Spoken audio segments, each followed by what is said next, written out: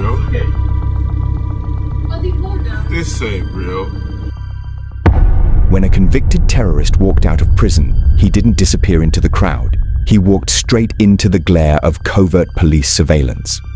Officers had long flagged his behavior before and during his sentence as worrying, yet under constant watch, he executed a terror attack in London right before their eyes. This is the story of a catastrophe that should never have happened, a failure of systems, assumptions, and public safety, and the cold, calculating mind that turned oversight into bloodshed. It's December 2018.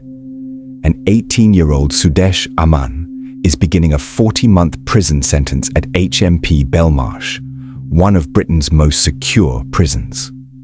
Amman isn't just another inmate.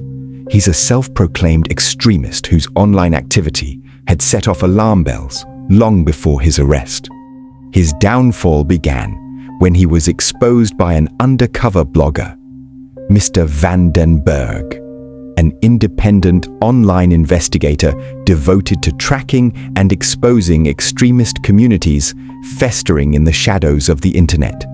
While monitoring encrypted chat rooms on the Telegram app, Mr. Van den Berg stumbled upon a user who stood out, Sudesh Amman. In these digital chat rooms, Amman posted a steady stream of violent propaganda. But then he went too far.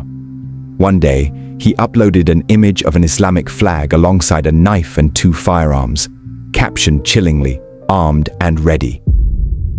He followed it with a call to arms, urging fellow extremists to unite and attack at Speaker's Corner, where a pro-gay rights speaker was attending that coming Sunday. Fearing a terror attack was imminent, Mr. Van den Berg immediately alerted the British police, who launched a swift investigation.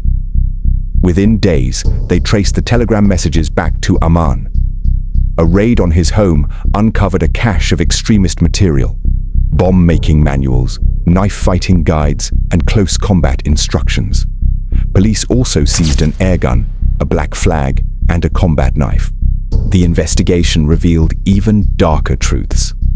Amman had been sharing graphic terrorist videos in a family group chat filled with young children, attempting to radicalize them. He had also tried to radicalize his girlfriend, sending her brutal beheading clips and urging her to kill her non-believing parents.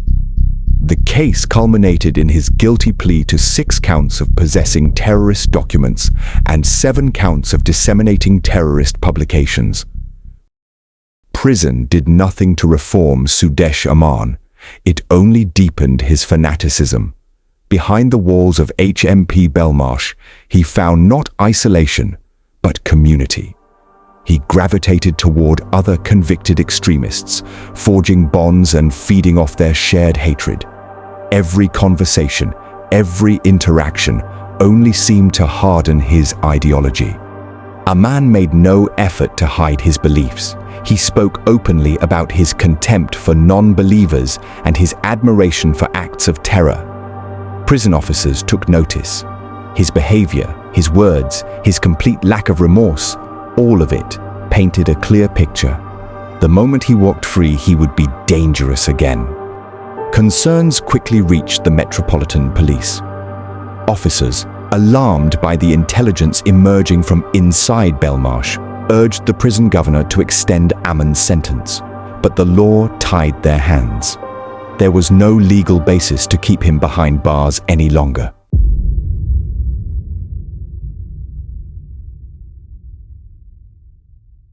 From the moment Sudesh Amman walked out of the prison gates, police knew he was a threat. This was a man they believed could strike at any point. The Met Police moved quickly, authorizing a surveillance operation to monitor him around the clock. But the watch wasn't as tight as it should have been. Amman was tracked by unarmed officers, assigned to keep tabs on him only for a few hours each day. Meanwhile, probation imposed strict conditions. He was to live in a bail hostel and wear a GPS tag to track his movements. On paper, it looked like control. In reality, it was a fragile safety net, one stretched dangerously thin over a man already planning his next move.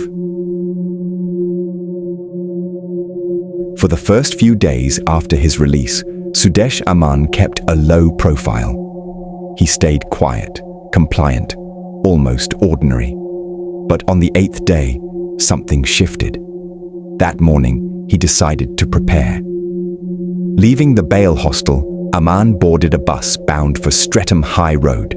Surveillance officers tracked his every move as he stepped off and entered a screw-fix store.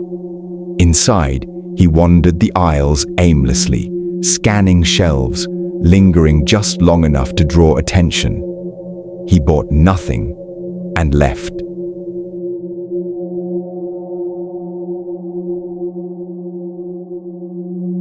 Next, he drifted into Poundland, where his shopping took a darker turn.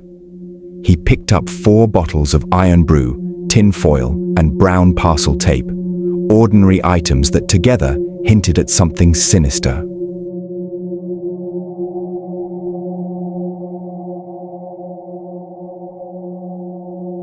Again, he paid, left, and kept moving. His final stop was a discount shop that sold everything from tools to kitchenware and knives. Amman studied the display of large blades carefully, his eyes fixed, calculating. He didn't buy one, not yet. But he remembered the shop, marking it in his mind for another day. What Amman didn't realize was that every step, every stop, every purchase was being watched. His behavior triggered alarm bells within the Metropolitan Police. The unarmed officers tailing him were quietly pulled back. In their place, MI5 and the Met's elite MO3 armed surveillance unit were deployed, specialists in counter-terror operations. From that point on, Sudesh Amman was under constant 24-hour watch. The authorities knew something was coming. The question was when. Back at the bail hostel, Sudesh Amman spent the night quietly preparing for what was to come. Using the items he'd bought from Poundland, he constructed a fake suicide vest, wrapping iron brew bottles in tin foil and binding them together with brown parcel tape. To anyone watching, it would look real enough to terrify. 2 days later, Amman was ready. He strapped the imitation explosive across his body and pulled a long coat over it. Before leaving, he locked his hostel room and stopped briefly to speak with a member of staff, calm, polite, giving no hint of what was about to unfold. Then he walked out into the London streets. Following him was an armed surveillance officer on a motorcycle, maintaining visual contact as Amman headed once again towards Streatham High Road. As he neared the busy shopping district, the officer fell back. Other covert operatives, armed, trained, and ready, moved into position along the pavement, blending with the crowds. Amman's destination was the same shop he had visited days earlier, the one that sold knives. He walked through the door, headed straight to the display, grabbed a 20-centimeter blade, and ran. Staff shouted and gave chase. One surveillance officer, seeing the sudden commotion, didn't yet know what was happening, until he spotted the glint of the knife in Amman's hand. In that instant, the operation turned into chaos. Sudesh Amman was attacking. Within seconds, he had stabbed 2 people, sprinting down the street as terrified pedestrians scattered for cover. Shops slammed their doors. Screams echoed down the high road. For 62 seconds, London was gripped by panic. 2 armed surveillance officers closed in. Amman had no idea he'd been under watch by armed police. As people around him scattered in panic, confusion clouded his face. 2 plainclothes officers sprinted toward him. Spinning around, Amman raised his knife, ready to confront them.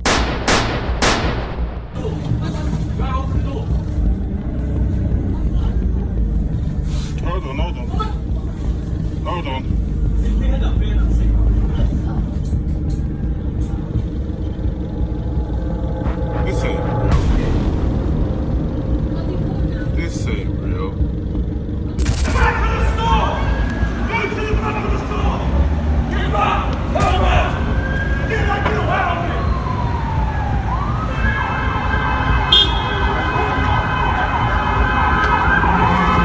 There's 3 people, isn't it?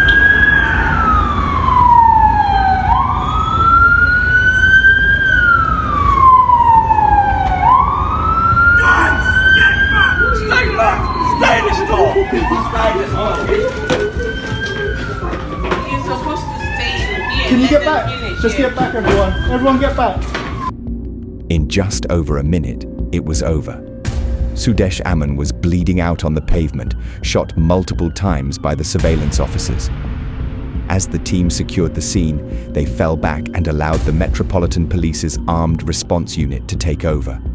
When officers moved in, they saw what looked like a suicide belt strapped across Amman's body. The sight forced them to retreat instantly. Believing the device could detonate at any moment, they called in bomb disposal specialists to assess the threat. For more than an hour, the street remained locked down. Only after the explosives experts confirmed that the belt was a hoax device could medics move forward. By then, over 80 minutes had passed.